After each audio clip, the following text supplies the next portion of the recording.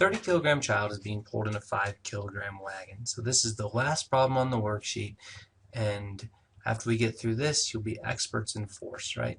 Okay, so I have a wagon, it's 5 kilograms, and in the wagon is a 30 kilogram child. So the total mass over here is 35 kilograms.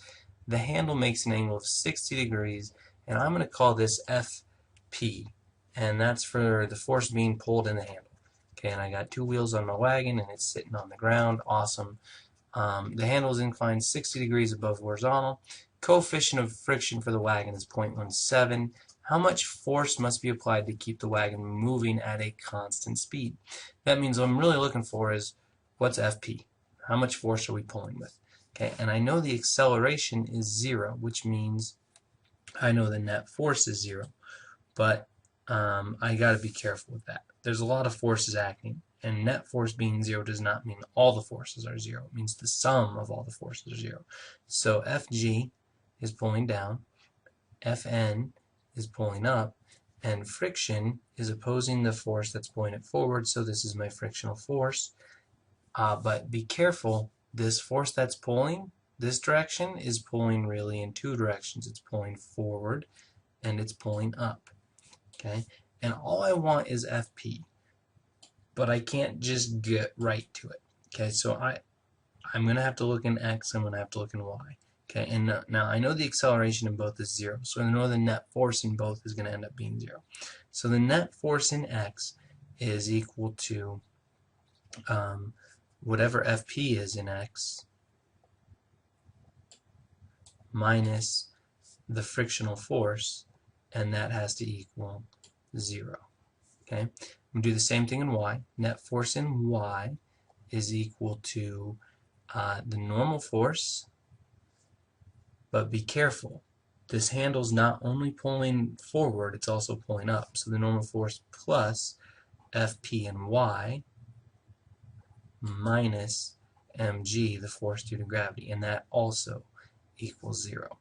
Okay, now it looks like I'm going to be stuck here because I don't know Fpx, I don't know the frictional force, so what am I going to do?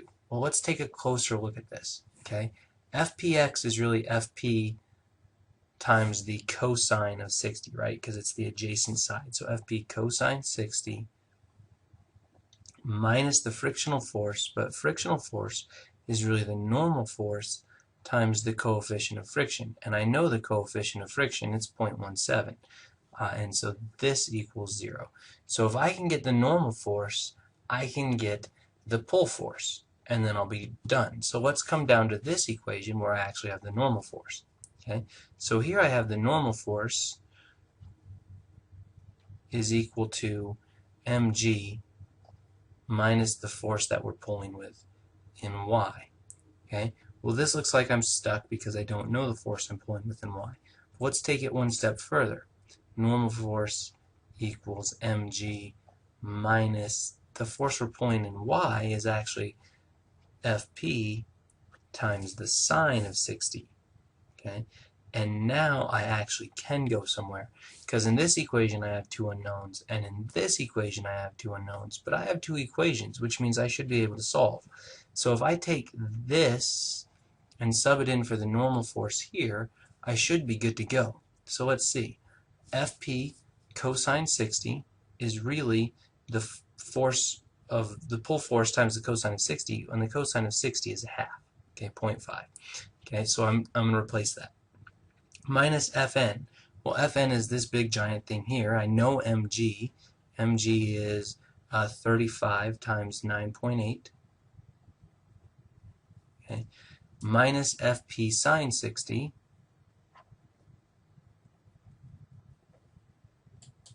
times the coefficient of friction equals 0. But the coefficient of friction is 0.17. All right, so now I'm going to distribute my 0.17 through there. So I have 0.5 Fp minus 35 times 9.8 times 0.17 is 58.31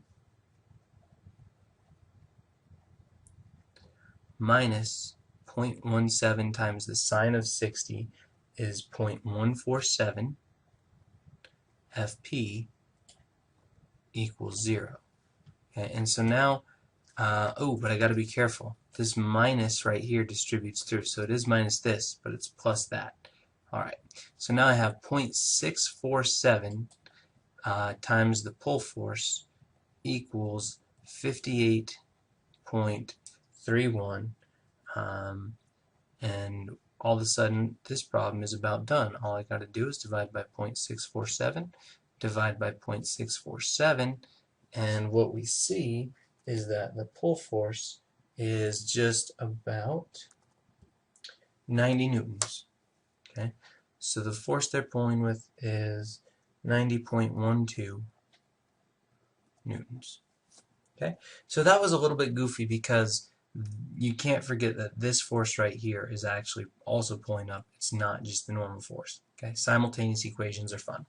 All right, last problem on the worksheet, the challenge problem. Actually, this is fairly easy compared to some of the ones we just got done with. Okay, and so what we have is a conveyor belt, and sitting on the conveyor belt is a box. Okay, and it's going to be pulled first this way. Well, okay, it's going to move this way the whole time, but first it's going to accelerate to the right, and then it's going to accelerate to the left. Okay, so it says boxes are moved on a conveyor belt from where they are filled to a packing station 11 meters away. The belt starts at rest and has to end at rest, which means the most rapid transit is accomplished if the belt accelerates for half the distance, then decelerates for the final half of the trip. Coefficient of static friction is 0.6. What is the minimum transit time? All right. So mu s equals 0.6. The change in position is 11 meters, and we want to find the time it takes, assuming we're pulling with as much force as we can. So let's consider just the box on the conveyor belt for a minute. Okay. There's a bunch of forces, there always is, right? Gravity pulls down, normal force pushes up. The belt is pushing forward, so I'm going to call this the force of the belt on the box, FB.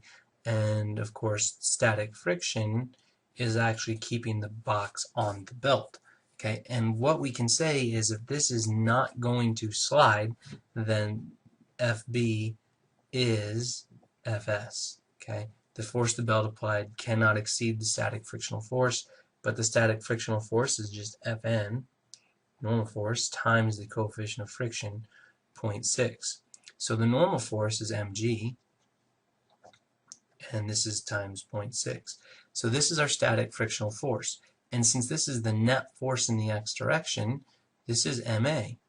M's in both, so I can cancel it. And so 0.6 times 9.8 is the acceleration of the box. Okay, so the maximum acceleration the box can have is given to us by 0.6 times 9.8, which is 58.8, or not 58.8, 5.88 meters per second per second.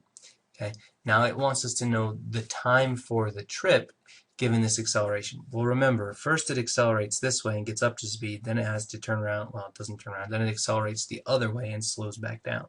So instead of looking at the whole trip, we're going to look at half the trip. So really we're looking at a change in position of 5.5 meters, right, half of 11. And so change in position equals 1/2 at squared plus v naught t, and we can get time out of this equation.